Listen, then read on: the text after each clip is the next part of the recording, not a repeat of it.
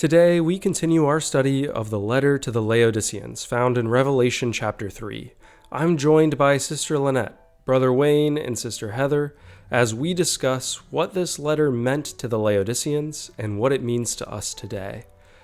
In particular, this video is going to focus on being zealous, on what it means to respond to the Lord's chastisement, and why he does that anyway. With all that said, let's dive in.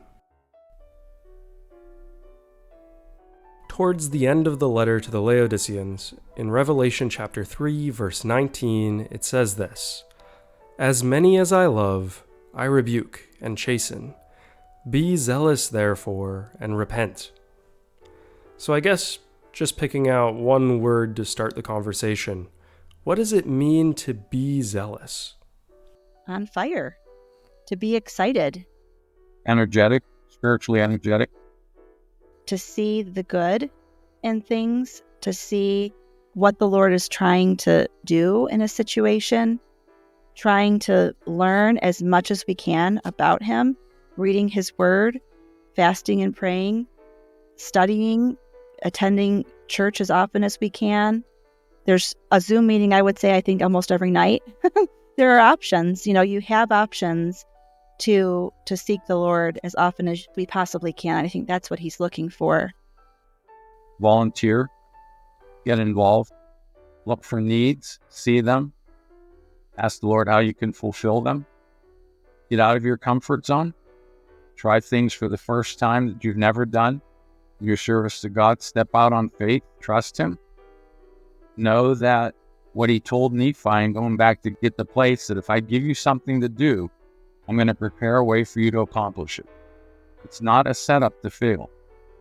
I give you a task, I inspire you to do something, I'm going to help you. Whether that's our commitment to serve God, an ordination, a missionary trip, it applies to so many places in our service to God.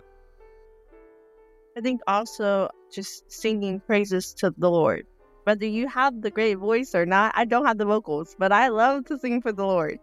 And even at home, in the shower, wherever, He wants to hear us. He just doesn't want, He didn't make our mouths just to be silent for Him. He wants us to be a witness for Him, to give the testimony about Him, to offer prayer for one another, to know that, oh, I can miss this one meeting, but who's telling you that? That's not the Lord. Why would the Lord tell you, hey, it's okay, you have today off? No.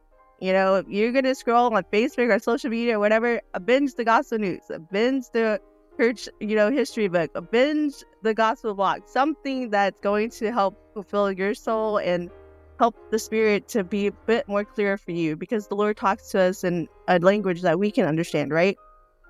So I was reading the gospel news, and there's an article, and at the end of the article it said, well, who's going to miss me this one time at church? And the article said, God will. How else were we going to feel the love of God without being with one another? We have to be with like-minded people. We can't just isolate ourselves and be like, I got this. No, you need your brothers and sisters. You need that environment. If I could pick out a few phrases and a few words in verse 19.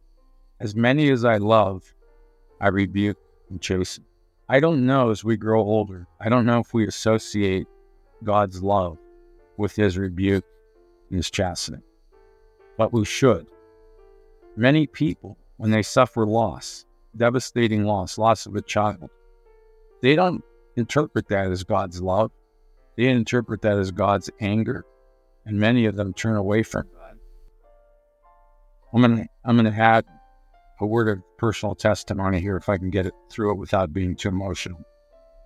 3 years ago, my wife had a stroke, devastating stroke, and she lost all of her cognitive abilities. 2 times in those 3 years, the Lord gave me very poignant experiences, and I'll tell them briefly. One of them was, He sent a messenger to me one night and said, be of good cheer. And He gave me the understanding that be of good cheer wasn't because of what my wife was going through. And although she's been anointed 60 times, apostles, evangelists, ministry, God has chosen not to heal her to this point. But the Lord gave me understanding. Be of good cheer. And goes back to the rebuke and the chastening. Because what you're going through, even if this lasts 5 years or 10 years or 15 years, no, this was a small blip in God's time.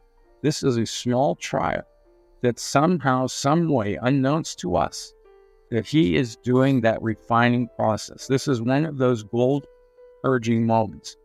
And there's a sister verse to this in Hebrew 12. I'm not going to take time to read it, but He gave me that verse in a dream another night.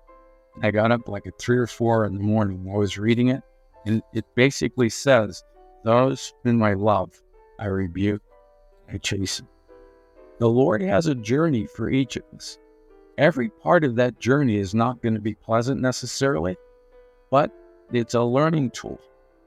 And God will help you every step of the way. The end of this story is not written yet, but God knows. He's increased our faith. He's increased our patience. He's increased our empathy for others. I've never had to deal with a stroke patient before, although I've been doing caregiving in some capacity for 25 years with members of my extended family. But know that God's rebuke and His chastening is out of love, not out of anger. Okay, that's a hard message for us to accept. And sometimes the sorrow that goes along with it doesn't feel good for the moment, but the Lord knows what He's doing. That this is what faith and trust is. This is what humility is. It's not just the feet washing service. It's, Lord, I submit to you. I submit to your will. I know that what your plan is for me is better than any plan that I could have for myself. And I'm just going to trust you. I'm going to walk with you. Just hold my hand like that little child. Amen. And I think, too, a lot of people look at this church of Laodicea, as, obviously it was a church, right? It was an actual group of people that were serving the Lord or had served the Lord in the first century. But I think a lot of people look at this church as a group of people, let's say, who consider themselves Christians, but aren't acting like it, aren't behaving as Christians should, and perhaps falling into a false belief or false hope that they have what they need, that they are self-sufficient, that they perhaps don't need the Lord as much as they think they do. It's amazing to me. Some people even call this the apostate church, like people today who say they're Christians but don't act like it. It's amazing to me that even though there really isn't much positive that the Lord has to say about this church, He still loves them, and He sends this message to them out of love to try to get them to recognize their need for Him and turn back. There's always a chance to turn back, and He provides that for us. If you're alive and breathing, there is something to learn. Even though it's hard to learn, I think it's hard to change. It's hard to go through these trials like Brother Wayne was expressing. But I think grief, loss, trial is the human condition. I don't think anyone's immune. No one escapes the process of life. We all have gone through our own individual trials, and I'm sure all the young people, they're all going through something too. I don't think anyone is immune from the trials of this life, especially in the time that we're living. So the fact that the Lord doesn't have much good to say about this church, He still loves them. And He's sending this message to help in hope that they'll turn around. Everyone just wants to receive the blessing, like Brother Wayne said earlier. But how about you focus on being the blessing to others? And for us to realize that, yeah, it's very hard to tell someone that they're not doing the correct thing for the Lord, but it's better for them to hear it than you not say anything at all.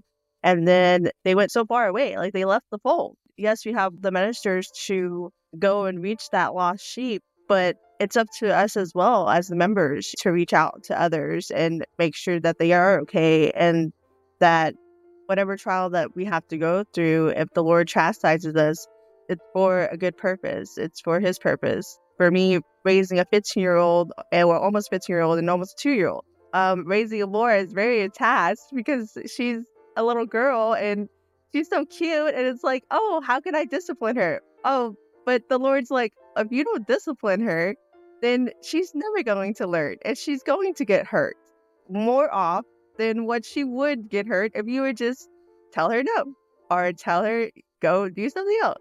He wants to reroute us every time he follows the path. I fell off the path many times, unfortunately, but the Lord is so good to me that he brought me back on the path. Like, okay, get up.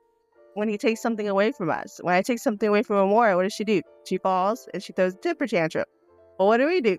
We fall, we throw a temper tantrum, and he's over there like reaching his hand out, like, grab my hand, I'm going to pick you back up again. It's going to be okay.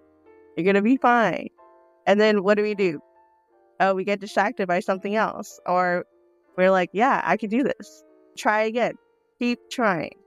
It makes a lot of sense when you compare it to like a young kid. It's like, that's exactly how we behave. I want all of the ice cream all day. I don't know that it's going to make my stomach sick, but I want it anyway. And that's how sometimes we are. And sometimes God has to be like, no.